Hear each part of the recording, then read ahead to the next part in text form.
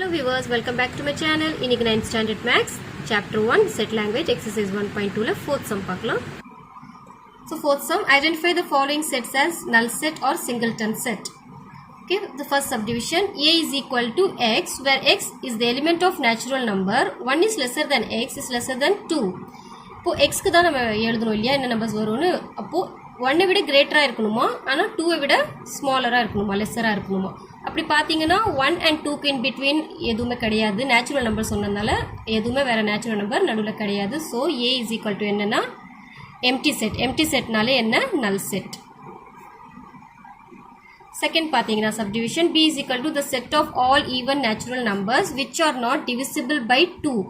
even natural numbers na 1 2 3 4 1 ல இருந்து start ஆகும். ஓகே, போயிட்டே goes on போயிட்டே இருக்கும். அதுல வந்து எந்த நேச்சுரல் even natural numbers 2 ஆல divisible ஆவாதுன்னா அந்த மாதிரி எதுவுமே இல்ல. சோ இதுவும் empty set. so it is also a null set. இப்போ third subdivision, c is equal to 0 ன்னு கொடுத்திருக்காங்க. செட்டுக்குள்ள 0 ன்னு இருக்கு. ஏதோ ஒரு எலிமெண்ட் இருக்கு இல்லையா, 0 னால ஒரு எலிமெண்ட் தான். சோ ஒரு எலிமெண்ட் இருந்துச்சு அப்படினா அது சிங்கிள்டன் செட்னு சொல்வாங்க. சோ இது வந்து singleton set. So fourth subdivision பாத்தீங்கன்னா d is equal to the set of all triangles having 4 sides. உங்களுக்கே தெரியும் triangleனால 3 sides தான், 4 sides கிடையாது. ஓகேவா? சோ இது என்னன்னா empty set. empty setனால என்ன, null set. For fifth question, state which pairs of sets are disjoint or overlapping. So first disjoint, overlapping. overlapping na enna paakalam. பாருங்க first subdivision, a is equal to b is equal to the sets கொடுத்திருக்காங்க. a is equal to f(i) as and b is equal to a(n) f(h)s அப்படினு கொடுத்திருக்காங்க. இது first intersection பண்ணி பார்க்கணும். a intersection b ரெண்டுக்கும் intersection பண்ணா இங்க பாருங்க சேமா இருக்கு இல்லையா, f இருக்கு, a இருக்கு, s. இந்த மாதிரி காமனா இருக்க எலிமெண்ட்ஸ் எடுத்து எழுதிக்கணும். f இருக்கு, a இருக்கு, s. இந்த மாதிரி காமனா வந்தாலே அது வந்து overlapping. therefore it is a overlapping set.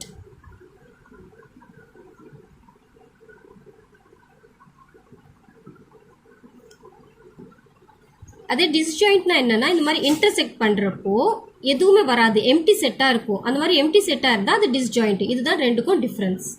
The second subdivision, c is equal to x where x is a prime number, x is greater than 2 and d is equal to x where x is an even prime number. இப்போ c க்கு set first எழுதிடலாமா? So பாருங்க prime numbersனா 2 ல இருந்து start ஆகும் இல்லையா, 2 3 5 7 இதான் prime numbers. அப்படியே goes on போயிட்டே இருக்கும். சோ greater than 2 எழுத சொல்லிருக்காங்க. சோ 2 எழுத கூடாது ஃபர்ஸ்ட். நெக்ஸ்ட் என்ன வரும், 2 க்கு நெக்ஸ்ட் prime number வந்து 3. So 3 5 7 11 goes on. next d is equal to even prime number na enna, 2 தான் even prime number. ஓகேவா? இது மட்டும் தான் even prime number. இப்போ ரெண்டுக்கும் நாம என்ன பண்ணி பார்க்கணும், intersection பண்ணி பார்க்கணும். c intersection d is equal to ஏதாவது சேமா இருக்க பாருங்க, 2 இதுல இல்ல. ஓகே, சோ empty set தான் வரும். சோ empty setனால நான் என்னன்னு சொன்னேன், it is a disjoint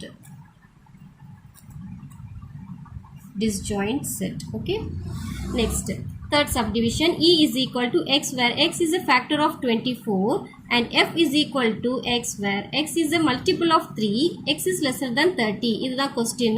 இதுக்கு first set எழுதிக்கலாம். e is equal to factor of 24. factorனால 24 எதுல எல்லாம் divide ஆகும். சோ எதுல எல்லாம் வரும் அப்படினா நம்ம first டேபிள்னு ஞாபகம் வச்சுக்கலாம். ஓகேவா? 1 டேபிள்ல வரும் இல்லையா, 1 டேபிள் 2 ல வரும், 2 12 டைம்ஸ், அப்புறம் 3 வந்து 8 டைம்ஸ். இந்த மாதிரி வந்து இது 4 இருக்கு, 6 8 12 24. இந்த டேபிள்ஸ்ல எல்லாம் இந்த 24 வரும். அதுதான் நான் இங்க எழுதிக்கிட்டேன்.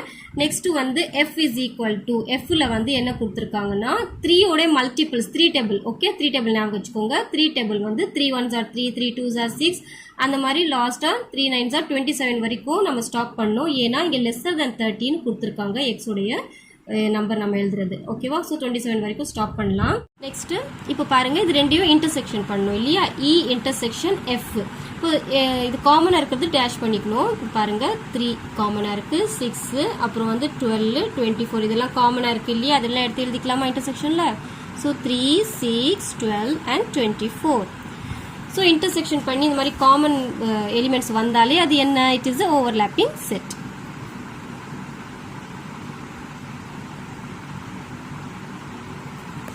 Okay, next sixth sum. Sixth question, if S is equal to square, rectangle, circle, rhombus, triangle, list the elements of the following subset of S. So first, so பாருங்கள் இதுக்கு மாதிரி கொஸ்டின் கொடுத்துட்டு இதுலேருந்து நமக்கு இந்த கொஸ்டின் கேட்குறாங்க ஃபர்ஸ்ட் சப்டிவிஷனில் the set of shapes which have 4 equal sides 4 சைட்ஸும் ஈக்குவலாக இருக்கணுமா. இப்போ ஸ்கொயர் கொடுத்துருக்காங்க இல்லையா, ஸ்கொயருக்கு வந்து ஆல் சைட்ஸ் ஆஃப் ஈக்குவல் தானே, 4 சைட்ஸும் ஈக்குவல் தானே, இதுக்கு 4 சைடு இருக்கும் ஸ்கொயருக்கு, அது எல்லாமே ஈக்குவல். ரெக்டாங்கிளில் வந்து 2 சைட்ஸ் ஆர் ஈக்குவல், லென்த் 2 சேமாக இருக்கும், பிரெத் 2 சேமாக இருக்கும். சர்க்கிளுக்கு ஹேவ் நோ சைட்ஸ். ராம்பஸ் கூட all the 4 sides are equal. So இதில் ஆன்சர் என்ன வரும், ஸ்கொயர் அண்ட் ராம்பஸ். ஸோ எழுதலாமா, ஃபர்ஸ்ட் சப்டிவிஷனுக்கான answer square rhombus. Second subdivision the set of shapes which have radius.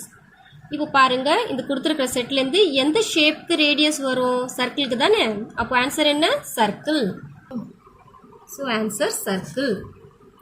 So third subdivision the set of shapes in which the sum of all interior angles is 180 degree. இதுக்கான answer வந்து triangle, because the sum of interior angles of a triangle is 180 degree. Okay, so triangle னு எழுதுங்க. next fourth subdivision the set of shapes which have 5 sides. இப்போ இதில் பாருங்க அவங்க கொடுத்துருக்கிற இந்த ஷேப்ஸில் எதுக்காவது 5 சைட்ஸ் இருக்குமா, எதுக்கும் கிடையாது. ஸோ இதுக்கு ஆன்சர் வந்து empty set. So fourth subdivision D is equal to empty set. Okay. Seventh question, if A is equal to A comma இந்த செட்டுக்குள்ள ஒரு A comma B இருக்கு, ஓகேவா. இப்போ இது வந்து 2 எலிமெண்ட்ஸ், இது A ஒரு எலிமெண்ட், A comma B ஒரு எலிமெண்ட், ஏன்னா செட்டுக்குள்ள இருக்கு இல்லையா. ஸோ 2 எலிமெண்ட்ஸ் இருக்கு இந்த A is equal to செட்டில். Right all the subsets of A அப்படின்னு கேட்டிருக்காங்க, எல்லா சப்செட்டும் எழுத சொல்லியிருக்காங்க. ஸோ என்ன சப்செட்ஸ்னு பார்க்கலாமா. So subsets of A are first வந்து நம்ம என்ன பண்ணணும்னா ஒரு எம்டி செட் எழுதிக்கணும். ஓகே, நல் செட் இந்த மாதிரி எழுதிக்கணும். நெக்ஸ்ட்டு வந்து கமா பிரித்து எழுதணும். ஃபஸ்ட்டு ஏ போடணும் செட்டுக்குள்ளே, நெக்ஸ்ட்டு இந்த எலிமெண்ட் எடுத்து எழுதணும் ஏ கமா பி, அண்ட் தென் லாஸ்ட்டாக இது ஃபுல்லாக அப்படியே எழுதிடணும் ஏ கமா பி. கொஸ்டின் என்ன கொடுத்துருக்காங்களோ ஃபைனலாக அதை எடுத்து எழுதிடணும். இதுதான் இதுக்கான ஆன்சர். ஸோ புரிஞ்சுதா உங்களுக்கு. ஃபர்ஸ்ட் ஒரு நல் செட் எம்டி செட், தென் இது 2 எலிமெண்ட் இருக்கு இல்லையா, இது ஒரு எலிமெண்ட் இது ஒரு எலிமெண்ட், இதில் இது தனியாக எழுதணும் இது தனியாக பிரித்து எழுதணும், ஃபைனலாக எல்லாமே சேர்த்து எழுதணும். இதுதான் answer. Next 8th question, write down the power sets of the following sets. Okay, power set எழுத சொல்லியிருக்காங்க. அதுக்கு நம்ம ஃபஸ்ட்டு ஏ என்ன கொடுத்துருக்காங்க பார்க்கலாம். A is equal to A comma B. இப்போ பாருங்கள் எத்தனை எலிமெண்ட்ஸ் இருக்குது, 1 2 எலிமெண்ட்ஸ் இருக்குது.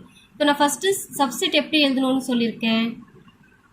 Subset of A is, first நான் என்ன சொல்லியிருக்கேன், எம்டி செட். ஃபஸ்ட்டு இந்த மாதிரி நல் செட் எழுதிக்கோங்க. நெக்ஸ்ட்டு தனித்தனியாக எழுதணும் ஒரு செட்டுக்குள்ளே. கமா ஏ தனியாக போடுங்க, கமா பி தனியாக எழுதணும். ஃபைனலாக நான் என்ன சொல்லியிருக்கேன், கொடுத்துருக்கிற கொஸ்டின் அப்படியே எழுதிடணும் ஏ கமா பி. இப்போ பவர் செட் கேட்டதுனால the power set of A is, power செட்னா பி ஆஃப் ஏன்னு போடணும். ஓகே, இஸ் ஈக்குவல் டு, இப்போ இது எழுதணும் இல்லையா நம்ம சப்செட்டு, அதுக்கு நம்ம செட்டு போடுறது தான் பவர் செட். ஓகே, பவர் செட்டுக்கு இந்த ஃபஸ்ட் இந்த மாதிரி செட் போட்டுக்கோங்க, இந்த மாதிரி ப்ராக்கெட் ஃப்ளார் ப்ராக்கெட் போட்டுக்கோங்க. அதுக்கப்புறம் இது ஃபுல்லாக அதுக்குள்ளே எழுதணும். எம்டி செட் எழுதணும். நெக்ஸ்ட்டு ஏ, அதுக்கு next B, next A comma B, then bracket close பண்ணிடணும். Second subdivision is equal to 1 2 3. So டோட்டலாக எத்தனை எலிமெண்ட்ஸ், 1 2 3 இருக்குது. Okay, the subset of B first எழுதிடலாமா. ஃபஸ்ட்டு வந்து ஒரு எம்டி செட் எழுதணும். நெக்ஸ்ட்டு 1 தனியாக எழுதணும், 2 தனியாக எழுதணும், 3 தனியாக, அதான் நான் இங்கே எழுதியிருக்கேன்.